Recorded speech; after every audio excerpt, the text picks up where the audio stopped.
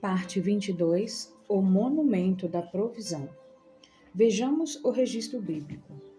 Tendo Abraão erguido os olhos, viu atrás de si um carneiro preso pelos chifres entre os arbustos. Tomou Abraão o carneiro e o ofereceu em holocausto em lugar de seu filho. E pôs Abraão por nome àquele lugar, o Senhor proverá. Daí dizer-se até o dia de hoje, no monte do Senhor se proverá. Deus proveu o cordeiro e este tomou o lugar de Isaque. Essa é a primeira menção explícita na Bíblia de sacrifício substitutivo de uma vida por outra, ainda que estivesse implícita no sacrifício de Noé. Assim, Abraão descobriu um novo nome para Deus, Javé-Jiré. Abraão batiza aquele lugar com esse novo nome de Deus. O Senhor proverá no monte de Deus. Warren Wiersbe diz que esse nome de Deus nos ajuda a entender algumas verdades sobre a provisão do Senhor. Em primeiro lugar, onde o Senhor provê as nossas necessidades, Deus provê as nossas necessidades no lugar onde designa que estejamos. Abraão estava no lugar que Deus designou que ele estivesse, do jeito que Deus ordenou, na hora em que Deus mandou. Por isso, Deus proveu para ele. A estrada da obediência é a porta aberta da provisão, o que nos ensina que não temos o direito de esperar a provisão de Deus se não estamos no centro da vontade dele. Em segundo lugar, quando o Senhor provê as nossas necessidades, exatamente quando temos a necessidade, nem um minuto antes. Do ponto de vista humano, isso pode parecer muito tarde, mas Deus nunca chega atrasado. O relógio de Deus não se atrasa. Em terceiro lugar, como o Senhor provê as nossas necessidades? Por caminhos naturais e também sobrenaturais. Deus não enviou um anjo com um sacrifício, mas mostrou um cordeiro preso pelos chifres. Abraão só precisava de um cordeiro. Por isso Deus não lhe mostrou um rebanho. Mas ao mesmo tempo, Abraão ouviu a voz de Deus, o que fez com que o natural se misturasse com o sobrenatural. Em quarto lugar, a quem Deus dá a sua provisão? A todos aqueles que confiam nele e obedecem às suas instruções. Quando você está onde Deus mandou que estivesse, fazendo o que Deus mandou você fazer, então pode esperar a provisão de Deus em sua vida. Quando a obra de Deus é feita do modo que Deus ordena, nunca falta a provisão dele. O Senhor não tem obrigação de abençoar as minhas ideias e os meus projetos, mas Deus é fiel em cumprir as suas promessas. Em quinto lugar, porque Deus provê as nossas necessidades, para a glória do seu próprio nome. Deus foi glorificado no Monte Moriá porque Abraão e Isaque fizeram a vontade dele. Esse episódio é uma antecipação da expressão mais profunda do amor de Deus por nós, a entrega do seu Filho unigênito para morrer em nosso lugar. Deus poupou Isaque, mas não poupou o seu próprio filho. A palavra de Deus diz que Deus prova o seu próprio amor para conosco, pelo fato de Cristo ter morrido por nós, sendo nós ainda pecadores. Romanos capítulo 5, verso 8. A promessa. Depois da prova vem a promessa. Deus faz menção da obediência de Abraão como consideração do pacto. E agora, confirma a promessa do pacto. Hebreus capítulo 6, verso 13. Deus promete a Abraão uma numerosa descendência e ele, além de não perder o filho, ainda ganha milhares de outros filhos. Sobre isso, vale destacar 3 fatores relevantes. Em primeiro lugar, a origem da promessa. Então do céu bradou pela segunda vez o anjo do Senhor a Abraão. A promessa procede do céu, da parte do Senhor. É sempre Deus quem toma a iniciativa, pois tudo vem dele, é por meio dele e para ele. Em segundo lugar, o juramento da promessa. E disse: Jurei por mim mesmo, diz o Senhor, porquanto fizeste isso e não me negaste o teu único filho. Deus, não tendo ninguém maior do que ele por quem jurar, jura por si mesmo. Bruce Talk diz que, havendo caminhado por entre os cadáveres para confirmar a aliança e havendo designado a circuncisão para afirmá-la, Deus agora jura por sua promessa pactual. Em terceiro lugar, o conteúdo da promessa. Vejamos o registro bíblico. Que deveras te abençoarei, certamente multiplicarei a tua descendência como as estrelas dos céus e como a areia na praia do mar. A tua descendência possuirá a cidade dos seus inimigos. Nela serão benditas todas as nações da terra, porquanto obedeceste a minha voz. Existe sempre um fim glorioso depois das provas de Deus. Ele não desperdiça sofrimento. O R. Wisber destaca as várias bênçãos de Deus que Abraão recebeu por causa da sua obediente fé. Ele recebeu uma nova aprovação de Deus. Abraão descreveu toda aquela dramática experiência como adoração. Ele obedeceu à vontade de Deus e procurou agradar a ele. Deus lhe disse: agora sei que temes a Deus. Ele é um homem aprovado pelo céu. Ele recebeu de volta um novo filho. Abraão e Isaque estiveram juntos no altar, mas Isaque era agora um sacrifício vivo. Deus deu Isaque para Abraão e Abraão deu Isaque de volta para Deus. Precisamos ter cuidado para que os dons de Deus não tomem o lugar do doador. Ele recebeu uma nova segurança. Abraão já tinha ouvido essas promessas, mas agora elas têm um toque especial para ele, ensinando-nos que as promessas de Deus jamais são tão brilhantes como na fornalha da aflição. Ele recebeu a revelação de um novo nome de Deus. No Monte Moriá, Abraão conheceu a Deus como aquele que provê na hora da aflição. Por isso chamou de Javé Jireh, o Senhor proverá. No monte do Senhor se proverá. O retorno. Abraão retorna de onde partiu, ou seja, de Berseba. Então voltou Abraão aos seus servos, e juntos foram para Berseba, onde fixou residência. Esse episódio é um divisor de águas na história do patriarca. Ele foi de Berseba para Moriá como homem de fé e volta de Moriá para Berseba como homem de garantias. Se a viagem de ida foi provavelmente com o coração partido de dor, a viagem de volta foi com uma exultação indizível. Concluo este capítulo destacando que essa experiência de Abraão e Isaque é o mais belo tipo da Bíblia sobre a caminhada do pai e do filho ao Calvário. Jesus disse aos judeus: Abraão, vosso pai, alegrou-se por ver o meu dia, viu-o e regozijou-se. João, capítulo 8, verso 56. No miraculoso nascimento de Isaque, Abraão viu o dia do nascimento de Cristo. No casamento de Isaque, ele viu o dia da segunda vinda de Cristo para sua noiva, a igreja. Mas no Monte Moriá, quando Isaque foi colocado no altar, Abraão viu o dia da morte e da ressurreição de Cristo. Várias analogias entre Isaque e Jesus podem ser contempladas nesse texto.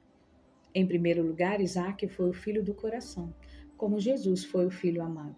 Assim como Isaque era o filho da promessa, o filho amado de Abraão, Jesus é o filho amado em quem Deus tem todo o seu prazer.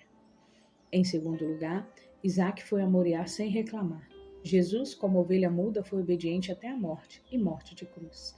A atitude de Isaque caminhando 3 dias para o Monte Moriá lança luz sobre a postura de Jesus caminhando para o Calvário, sem abrir a boca e sem lançar maldição sobre seus exatores. Em terceiro lugar, Isaque foi filho de profecias.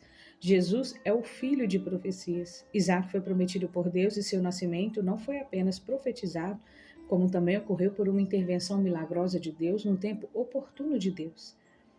Assim também, Jesus veio ao mundo para cumprir um propósito do Pai. Sua vinda foi prometida, preparada, e ele então nasceu para cumprir um plano perfeito do Pai. Em quarto lugar, o Pai e o Filho agiram juntos. Somos informados de que o Pai e o Filho andaram juntos. A Bíblia diz que Deus amou o mundo e Jesus amou aqueles por quem morreu. Mas a Bíblia também diz que o Pai amava o Filho e o Filho amava o Pai. Abraão não negou seu único filho, e o pai não poupou o seu próprio filho, mas o entregou por todos nós. Em quinto lugar, o filho tinha que morrer. Abraão pegou o cutelo e o fogo, ambos instrumentos de morte. No caso de Isaque, houve um substituto, mas ninguém poderia tomar o lugar de Cristo na cruz, uma vez que só ele podia morrer por nós na cruz. Só ele podia oferecer um sacrifício perfeito em nosso lugar, pois só ele é o Cordeiro de Deus que tira o pecado do mundo. O fogo é o símbolo da santidade e do juízo de Deus. Na cruz, Jesus experimentou mais do que a morte, experimentou o juízo de Deus pelos pecados do mundo. Isaque não suportou nem o cutelo nem o fogo, mas Jesus suportou ambos.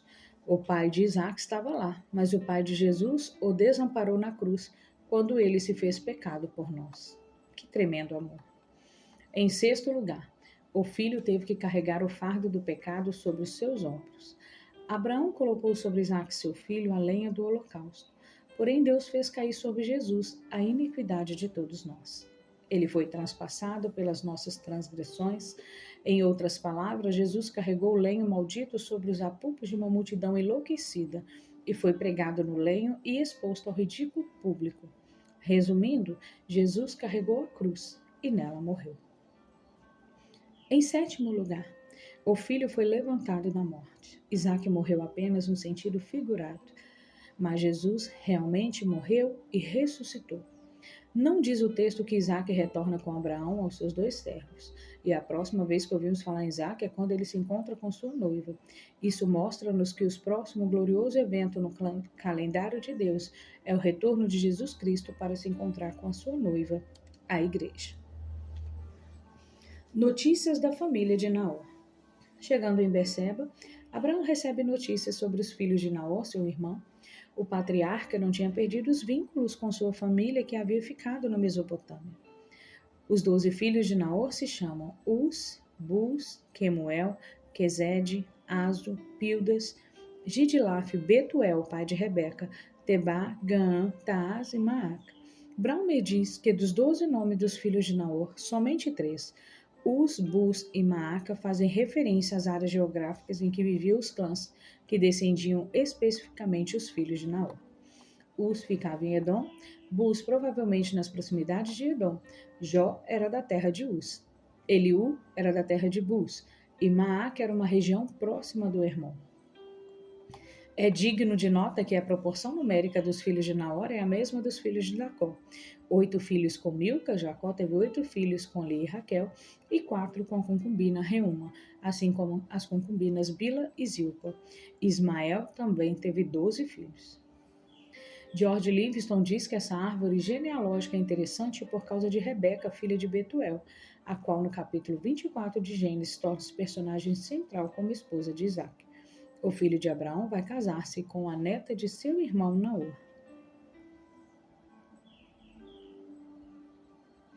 Capítulo 27, a morte de uma princesa. Gênesis capítulo 23, do verso 1 ao 20. Se o capítulo anterior tratou da ressurreição de Isaque aos olhos de Abraão, seu pai, esse capítulo fala da morte de Sara, sua mulher, a única mulher na Bíblia que tem seus anos mencionados na sua morte.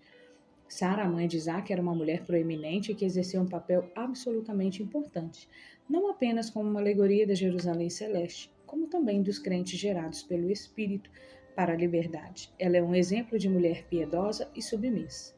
O texto em pauta fala de 4 fatos: a morte de Sara, o choro de Abraão por ela, a compra da sepultura e o sepultamento da mãe de Isaque. Vejamos esses 4 fatos. A morte de Sara. Sara é a primeira pessoa a morrer na família de Abraão, e sua morte ocasionou a primeira aquisição de propriedade na terra prometida. Destacamos aqui 4 pontos importantes. Em primeiro lugar, Sara, uma princesa. Não apenas Abraão era considerado um príncipe de Deus entre o povo, mas ele viveu longos anos casados com uma princesa. Esse é o significado do seu nome. Embora Sara não tenha sido uma mulher perfeita, ela viveu pela fé e morreu na fé. O próprio Deus a colocou na galeria dos heróis da fé. Em segundo lugar, Sara, uma mulher influente. Se Abraão é o pai dos hebreus e o pai dos cristãos, Sara é a mãe da nação de Israel e um exemplo de vida tanto para o povo de Israel como para as mulheres cristãs, visto que é um símbolo da salvação pela graça em contraste com a escravidão da lei. Em terceiro lugar, Sara, uma mulher que viveu pela fé. Conquanto Sara tenha tido fraquezas de dúvidas e incredulidade acerca do cumprimento da promessa de ser a progenitora de uma promessa de descendência, tanto no caso da serva Agar, como no seu riso incrédulo, ela apropriou-se da promessa da fé e foi colocada no seleto grupo daqueles que andaram pela fé. Em quarto lugar, Sara, uma mulher que enfrenta a morte. Sara, aos 89 anos de idade, já se considerava velha antes de Isaque nascer, tanto que ao morrer com 127 anos, seu filho Isaque já estava com 37. Ela morreu 3 anos antes do casamento de seu filho. Depois da morte de Sara, Abraão vive ainda cerca de 38 anos. A vida pode ser longeva, mas a morte é certa. Entretanto, para os que creem, a morte não é o fim e a sepultura não é o nosso último endereço. Morrer para o cristão é deixar o corpo e habitar com o Senhor. É partir para estar com Cristo, o que é incomparavelmente melhor. A morte, o rei dos terrores, o último inimigo a ser vencido, já foi vencida. Seu aguilhão já foi arrancado, ela foi tragada pela vitória. Cristo, descendente de Abraão, matou a morte e ressuscitou gloriosamente como primícias de todos os que dormem. Sara morreu em Kiriat Arba, que é Hebron, local onde o casal já havia morado depois que saiu do Egito e antes de ir para Gerar. Hebron tornou-se cidade real no tempo de Davi. Uma vez que depois este conquistou Jerusalém, ele a transformou em cidade real. Absalão fez de Hebron seu quartel-general para conspirar contra seu pai Davi. Hoje, Hebron está sob o domínio palestino e o local da caverna de Macpela é coberto pela mesquita Aram Eucalil, a nordeste de Hebron. O choro de Abraão por Sara. Desde que Abraão e Sara saíram de Ur dos Caldeus até o dia em que Sara morreu, foram 62 anos. Provavelmente eles já eram casados antes de sua saída, e portanto eles viveram como marido e mulher por mais de 6 décadas. Abraão tinha um acedrado amor por Sara e ela o tratava como o Senhor. Destacamos aqui 3 pontos. Em primeiro lugar, Abraão lamenta a morte de Sara, sua mulher. De acordo com o entendimento judaico, lamento é uma forma de honrar os mortos, uma vez que lamentar significa atribuir a alguém as conquistas obtidas em vida, valorizá-lo. Embora não fosse o marido perfeito e tenha cometido erros com relação a Sara, em sua mentira tanto no Egito como em Gerar, e conquanto tenha cedido ao pedido dela em relação a coabitar com a serva Agar, Abraão foi um marido zeloso que sempre honrou sua mulher. Por isso, seu lamento e seu choro são a expressão do seu amor por ela. A expressão veio Abraão lamentar Sara, segundo Henry Morris, sugere que Abraão não estava presente durante o tempo de sua enfermidade e na hora de sua morte. Possivelmente, isso sugere que a morte dela foi misericordiosamente rápida e sem sofrimento. Em segundo lugar, Abraão chora a morte de Sara, sua mulher. O choro é uma demonstração de tristeza, mas este, porém, não é o choro do desespero nem da incerteza. O dia do luto, porém, é dia de choro, não de riso. Até Jesus chorou. Concordo com Isber quando diz que Abraão demonstrou seu amor e sua tristeza ao chorar no funeral de sua mulher. Concordo com Boyce quando diz que chorar não é um grande fracasso, mas chorar indefinidamente é igualmente um erro. A vida deve seguir. Portanto, a maneira adequada de o cristão lidar com a morte de alguém é chorar, então se levantar e continuar a viver. Abraão fez isso.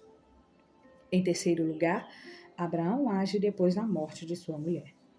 É legítimo chorar na hora do luto, mas não é conveniente ficar prisioneiro dessa dor. Aqueles que têm esperança levantam-se do luto, e foi o que Abraão fez. Precisou ter lucidez para adquirir um lugar apropriado para sepultar sua mulher. A compra da sepultura de Sara. Abraão levanta-se do luto para providenciar um sepultamento digno de sua mulher.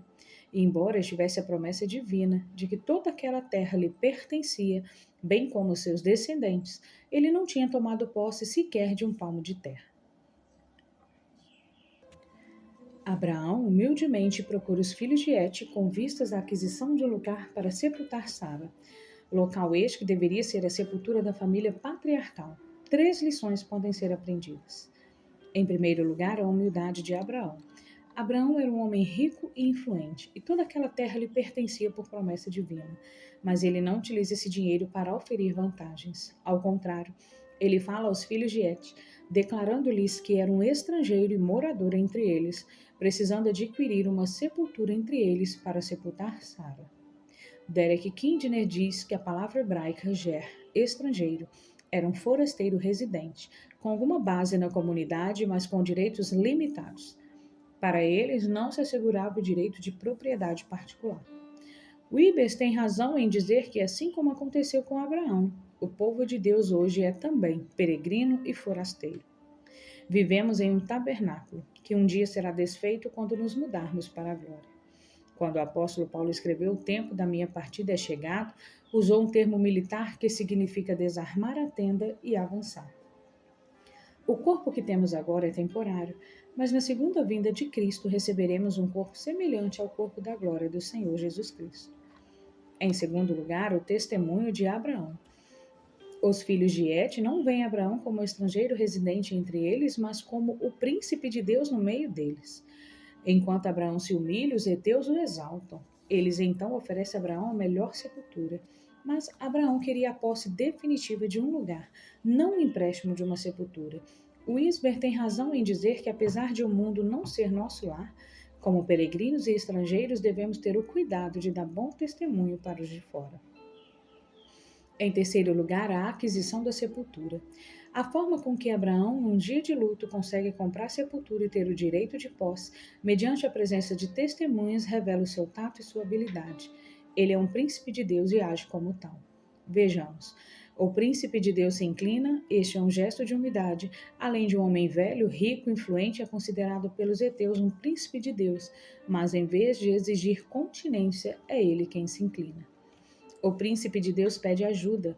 Abraão roga aos filhos de Et que intercedam por ele e a Efron, o proprietário da caverna de Macpela, a fim de que a transação de compra e posse seja feita com agilidade e eficácia mediante justo pagamento. O príncipe de Deus ouve a proposta de Efron. Abraão não quer apenas sepultar Sara, ele quer a posse de uma sepultura na terra que Deus lhe havia prometido para a família patriarcal. A oferta, portanto, de Efron, embora a princípio pareça generosa, não atendia ao seu propósito. Tudo faz crer que a oferta de Efron a Abraão era apenas uma astuta manobra. O príncipe de Deus faz uma nova proposta a Efron. Pela segunda vez, Abraão inclina-se reverentemente diante do povo da terra e fala a Efron, um tato irretocável, mas com firmeza granítica, deixando claro que seu propósito é comprar e pagar um preço justo pela aquisição e posse do campo, onde sua morta pode ser sepultada. Abraão quer uma compra de propriedade final e irrevogável. O príncipe de Deus acata a proposta de Efron e fecha a compra do terreno. A resposta que Efron deu a Abraão tem duas informações. Efron estava disposto a vender, mas queria fechar o negócio com a propriedade toda, não somente a caverna. Abraão paga a Efron um valor colossal pelo terreno, ou seja, 400 ciclos de prata, moeda corrente entre os mercadores. George Livingstone diz que não há como saber o valor exato da prata no dinheiro de hoje, mas comparado com os 17 ciclos de prata que Jeremias pagou pela herança de Anatote, o preço parecia altíssimo. Braumer, nessa mesma linha de pensamento, diz que naquele tempo o salário anual de um trabalhador era de 6 a 8 ciclos. A área inteira comprada por Onri para a construção de Samaria custou 6.000 ciclos. Para Abraão, a compra incontestável de sepultura era tão importante que ele estava disposto a pagar qualquer quantia por ela. O príncipe de Deus estabelece as garantias da compra. Primeiro, a área do terreno comprado é delineada. O campo onde estava Macpela, fronteiro a Manre, o campo, a caverna e todo o arvoredo que nele havia, bem como todo o limite ao redor. Segundo, a posse do terreno é garantida mediante pagamento na presença de testemunhas. Derek Kidner diz que as minúcias sobre a propriedade e a menção de testemunhas indicam que foi um contrato plenamente garantido. Com isso, a caverna e o campo de Efron são transferidos a Abraão como local permanente de sepulturas para os patriarcas. Walter diz que essa pequena porção de terra gera promessa para toda a terra e deixa claro que os estranhos e estrangeiros estão buscando uma pátria. Em Atos capítulo 7, no verso 15 e 16, Estevão parece entrar em contradição com o relato de Gênesis, ao dizer que Abraão comprou propriedade de Amor, situada em Siquém, não em Hebrom. No entanto, certamente se tratava de duas sepulturas diferentes. É provável que Abraão tivesse comprado de Amor outra propriedade para usar como sepultura, que anos mais tarde Jacó teve de comprá-la de volta. Uma vez que Abraão, Isaque e Jacó mudam-se com frequência, era difícil para os moradores daquela terra saber exatamente onde estavam aqueles estrangeiros e quais eram suas propriedades. O R. Wiebes destaca que Abraão era dono de toda aquela terra, mas a única propriedade que lhe pertencia legalmente era uma sepultura. Se o Senhor Jesus não voltar para nos levar para o céu, a única propriedade que cada um de nós nessa terra terá neste mundo será um pequeno lote no cemitério. Ou seja, não levaremos nada conosco, deixaremos tudo para trás. O sepultamento de Sara. Terminadas as negociações, Abraão sepultou Sara, sua mulher, na caverna do campo de Macpela, fronteira a Manre, que é Hebrom, na terra de Canaã. Como convém à mãe da nação, seu túmulo era impressionante, um memorial digno de uma grande mulher. Nessa mesma caverna de Macpela também foram sepultados Abraão, Isaque, Rebeca e Lia, e posteriormente Jacó. Braumer diz que Abraão e seus descendentes, a quem a terra havia sido prometida, não precisaram descansar em terra estranha. Na morte, já foram herdeiros, mas não estrangeiros. Na morte, confessaram sua fé na promessa. Para os cristãos que veem o Antigo Testamento como uma sombra dos bens vindouros, a compra do campo para o túmulo em Hebrom aponta para a sepultura de Cristo, o começo da vida. Capítulo 28. Lá vem a noiva de Isaque, e ela é linda. Gênesis capítulo 24, do verso 1 ao 67. Estava na hora de fazer a transição de liderança do clã de Abraão para Isaque, o herdeiro de sua fortuna e filho da promessa. Sara já havia morrido, Abraão já estava velho, e Isaque precisava se casar para assumir a liderança do clã. Warren Ives diz que Isaque era o próximo elo vivo da cadeia de bênção que culminaria no nascimento do Salvador Jesus Cristo. Portanto, tudo aquilo que acontecia com Isaque era de suma importância no plano de Deus para a salvação. Henry Morris tem razão em dizer que, sendo Isaque um tipo de Cristo, de acordo com o Novo Testamento, é fascinante observar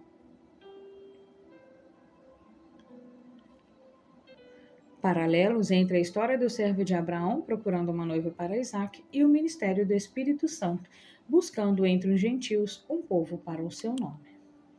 Naquela época, os pais providenciavam o casamento dos filhos. Abraão não quer que Isaque se case com uma mulher cananeia, pois os cananeus tinham outros deuses e princípios. Sua parentela, porém, fica em Arã, no monte da Mesopotâmia, a mais de 800 quilômetros distantes de Hebrom. Abraão planeja então uma missão ousada e confia ao seu servo mais fiel e experiente, o qual deveria seguir em comitiva rumo à sua parentela com o propósito de trazer de lá uma mulher para se casar com seu filho. Esse é o mais longo capítulo de Gênesis, talvez o mais simpático e gracioso relato da história dos patriarcas. Nessa linda história de providências, podemos aprender algumas preciosas lições. Abraão toma medidas para buscar uma noiva para Isaque, o seu filho. Abraão tem plena consciência de que a promessa divina de abençoar por intermédio dele as nações da terra passaria por Isaque. Por isso, a linhagem não poderia ser contaminada. Daí sua atitude ousada de buscar uma esposa para seu filho dentro de sua parentela. Abraão estava convencido de que Deus é quem dá a esposa prudente. Que expedientes Abraão usou? Em primeiro lugar, ele comissiona o servo mais antigo da casa. Abraão não escolhe o jovem mais atento à beleza de uma jovem, mas o servo mais velho, o homem mais experiente, mais maduro, mais fiel, consagrado a Deus, pois Abraão sabe que seu filho não pode errar nessa área do casamento. O texto não cita o nome desse servo, mas muito provavelmente era o Damasceno Eliezer, o calmo herói dessa história. Esse servo, no cumprimento de sua missão, demonstra vida piedosa, intimidade com Deus na oração, dedicação a Abraão e firmeza em completar seu trabalho. Em segundo lugar, ele exige que do servo um solene juramento. Colocar a mão sobre a coxa significa jurar pelos seus descendentes, pois a coxa é o símbolo de sua descendência. O juramento vale para os descendentes e deve ser mantido em benefício deles. Nesse juramento, os descendentes são conclamados a vigiar o juramento e vingar o seu rompimento. Nesse juramento, algumas coisas precisam ficar claras. 1. O servo não podia tomar nenhuma esposa para Isaque dentre as filhas dos cananeus amaldiçoados. Mas, entre os semitas abençoados, cananeus serviam outros deuses e isso desviaria da verdadeira fé aos descendentes. Esse mesmo princípio é seguido ao longo das Escrituras, tanto no Antigo Testamento como no Novo Testamento. 2. O servo deveria tomar uma esposa para Isaque dentre as moças de sua parentela. Abraão entende que a mulher de seu filho precisa ser do mesmo tronco familiar, com a mesma fé e os mesmos valores. O perigo aqui não é uma miscigenação racional, mas uma apostasia religiosa. Walter, que diz que a ordem de Abraão, seu servo, vá e toma uma esposa, é respondida por Labão e Betuel. Eis aqui Rebeca, tome-a e vá. E cumprida com a afirmação. Assim o servo tomou Rebeca e se foi. 3. O servo não deveria levar Isaque para a Mesopotâmia, onde estava sua parentela.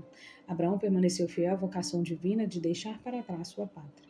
Agora ele faz de tudo para assegurar que seus descendentes também hajam assim. A parentela de Abraão muito provavelmente deveria viver em Harã, no norte da Mesopotâmia, uma terra idólatra. Deus havia mandado Abraão sair e ele não cogita nenhum retorno, ou seja, ele quer caminhar na direção da ordem e da promessa de Deus. 4. O servo deveria crer na providência divina em sua missão. Abraão é um homem de fé, que vive pela fé e sabe que o Deus do céu, que o havia tirado da sua terra e o conduziu até ali, enviará anjo à frente de seu servo, a fim de que sua missão seja bem-sucedida. 5. O servo ficaria desobrigado caso a mulher não quisesse segui-lo. Abraão está convicto de que as coisas de Deus sejam feitas do jeito de Deus. No tempo de Deus darão certo. Por isso o servo deveria partir fazendo provisão para o êxito de sua missão, não para o fracasso. 6. O servo jurou fazer segundo o resolvido. Feito o juramento, era hora de pôr a comitiva na estrada e caminhar mais de 800 quilômetros rumo à Mesopotâmia em busca de uma noiva para Isaque.